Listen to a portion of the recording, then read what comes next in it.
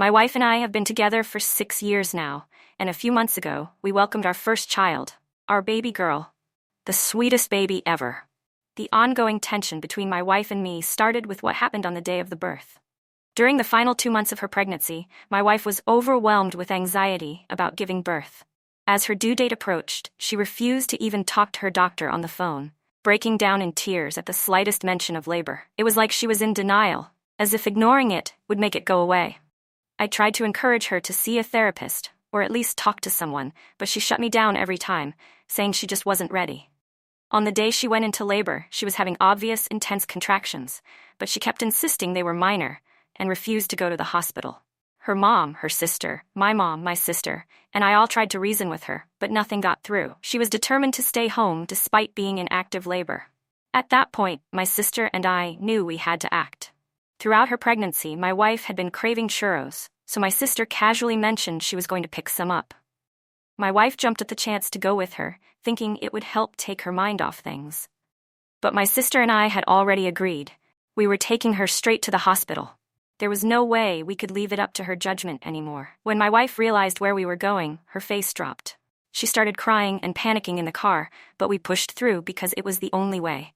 In the end, everything went smoothly. She gave birth safely, and both she and the baby were healthy. It's been a few months now, and she keeps berating me, using it like a weapon in every argument. Every single time I apologize, I reassure her, I tell her that I can empathize that she was very scared that day. I never meant to hurt her. I just wanted what was best for her and our child. There was no ill will involved, but she continues to make me feel like I am somehow a terrible person for what I did to her. This time when she berated me again, I finally let myself snap, because I felt she deserved some harshness from me too. I told her she thinks she's doing our marriage great favors by being the toxic one, always carrying that bomb in her back pocket, ready to throw it in my face whenever she wants without a shred of shame. And if I had to do it all over again, I wouldn't hesitate. Because in that moment, her choices couldn't be trusted. If she's still bitter about it after endlessly making up to her, that's just foolish. She should be grateful I stepped in, took control, and made sure both she and the baby came through safely and healthy. And unless she's willing to work with me and understand my perspective and communicate healthily, I won't speak to her about it anymore.